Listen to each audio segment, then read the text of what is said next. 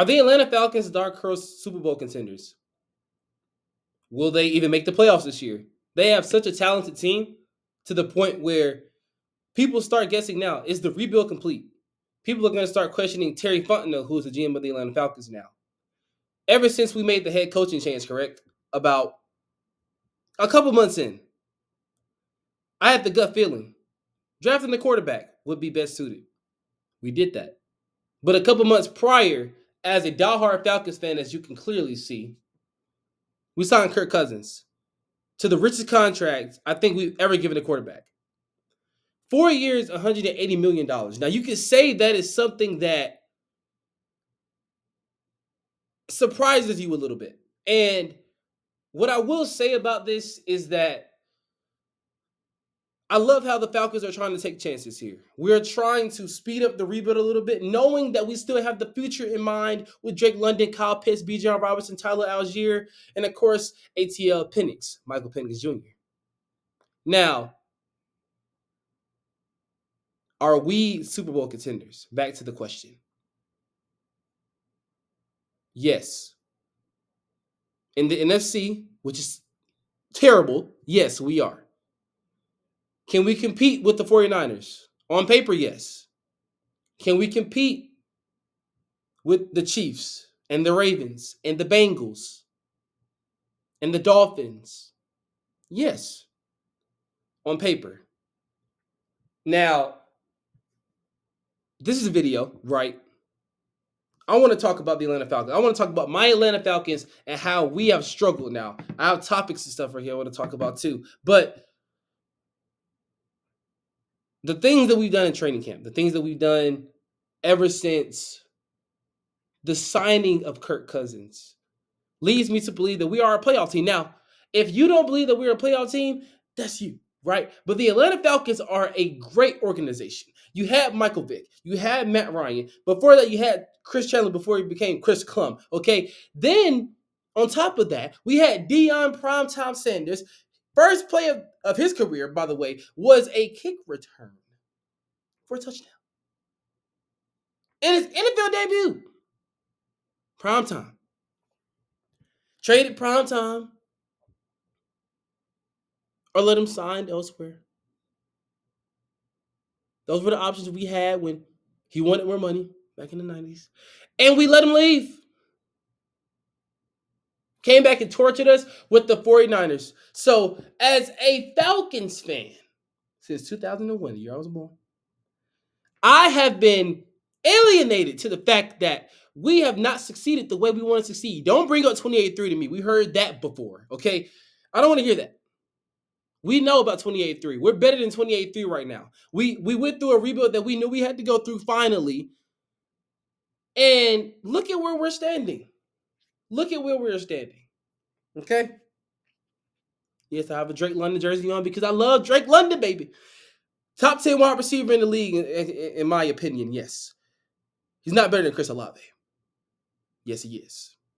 He is, okay? So for everybody that say that he is, oh, Olave's in the top 10. Yeah, in some cases he is, but he's not better than Drake London. You can't name me more than 9 wide receivers that's better than Drake London. That should be on the list with him. Now, yes, I will put him at 10.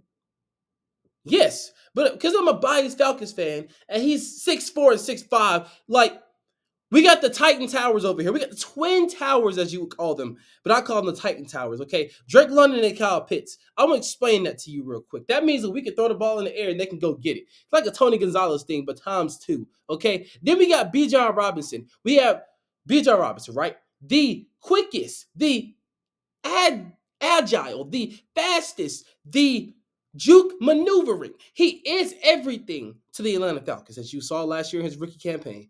Almost won Offensive Rookie of the Year, in my opinion, was top 3 in voting. But this is what I say about Bijan Robinson.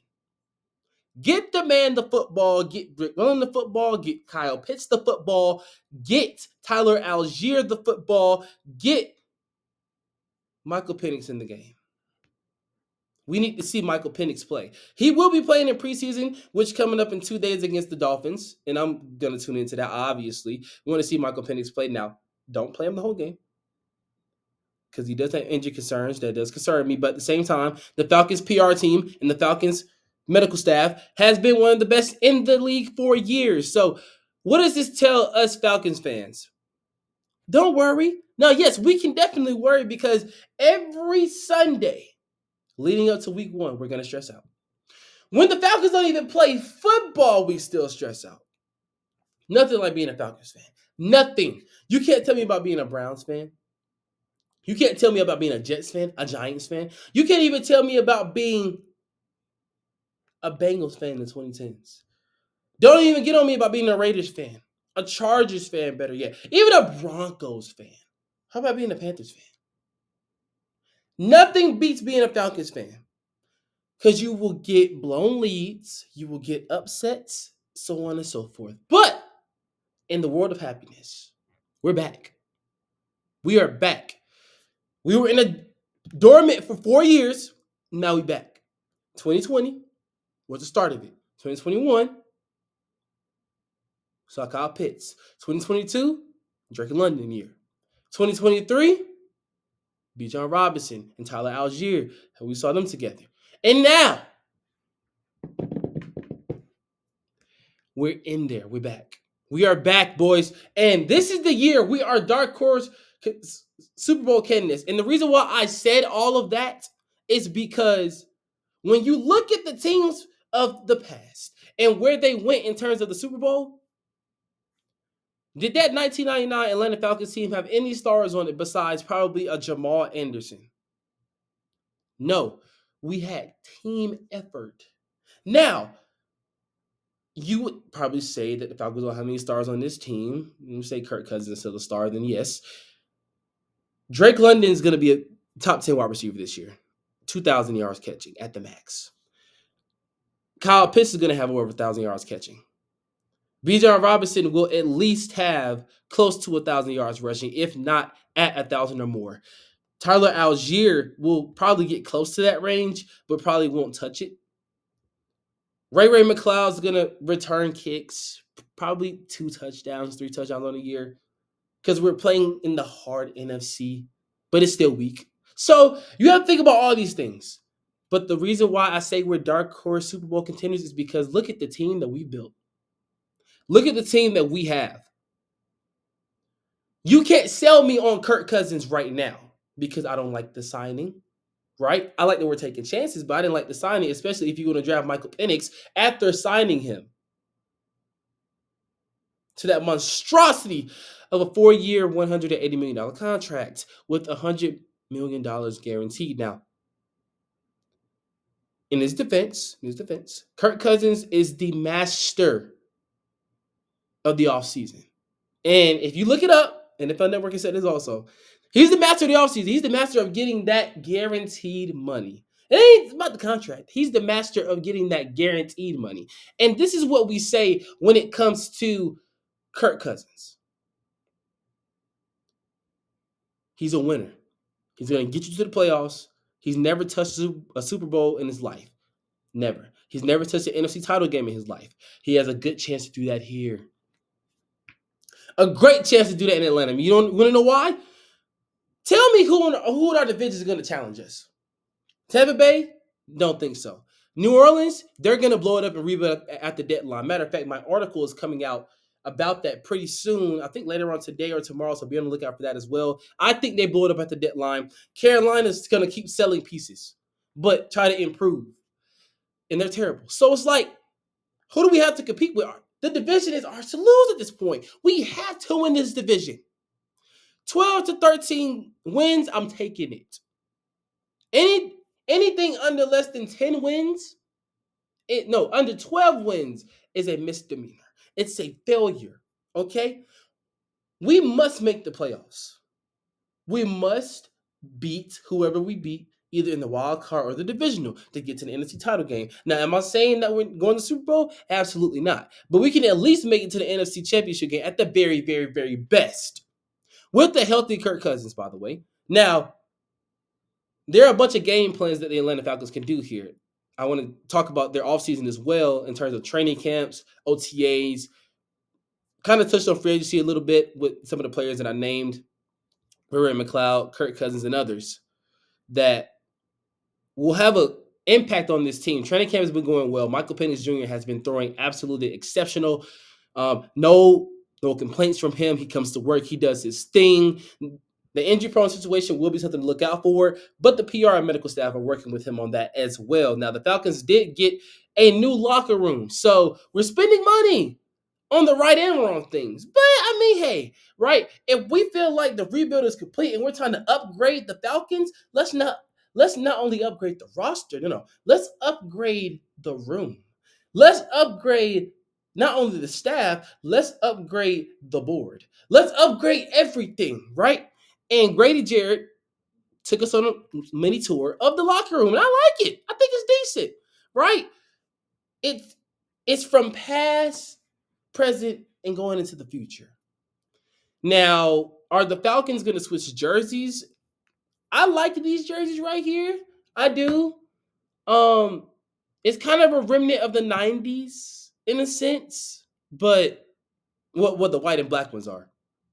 But are we going back to a era in where the '90s jerseys are coming back? Because I would take the '90s jerseys and blend them with this, and we're good, right? Just blend these two jerseys together and see what you get. So that's my opinion on the new jersey concept that's been rumored. Um, I never thought about a new jersey, not now, because I'm fine with this. Look at this rebound. They're clean right now. I know the gradient jerseys. We were the first to bring them out, and now we don't want to wear them anymore, which is kind of stupid. But I'm not the GM, nor am I the president of football operations. But I tell you what I am, a diehard fan. And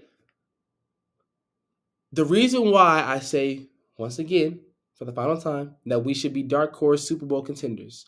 There is no way in football immortality that we should not make the playoffs this year. There's no way that we shouldn't beat the LA Rams or somebody like that, whoever we face in the wild card game, going to the divisional, beat whoever we got to beat. If the Saints miraculously make it, hey. Tampa Bay miraculously make it, hey. Carolina, that's a long shot. But whoever we beat in the divisional, beat them, and then go to the NFC Championship game. Now we're probably going to lose, but I have confidence in my team. But we should at least make it to the NFC Championship game, at least. How far is the Falcons' window to winning? We have our future quarterback in Michael Penix. We have our right now quarterback, or present quarterback, better yet, in Kirk Cousins. You have Raheem Morris. You brought him back after realizing that he was actually a good coach. You got rid of Arthur Smith, thank God. Arthur Blank, you have another chance. Thomas Dimitrov, I think he's in a smaller role now. He's back in a smaller role. Right? This is where we're at. This is where we're at as Falcons fans. We got to understand that, hey, time is up for this rebuild. We got to go now. Time is up. Our best chance to get to the Super Bowl and win it this season, next season. This is our window opening for us. And if we can't capitalize, 2016 Super Bowl appearance is going to fade in just like the shadow. It's going to come back to bite us, just like the ghost of our past.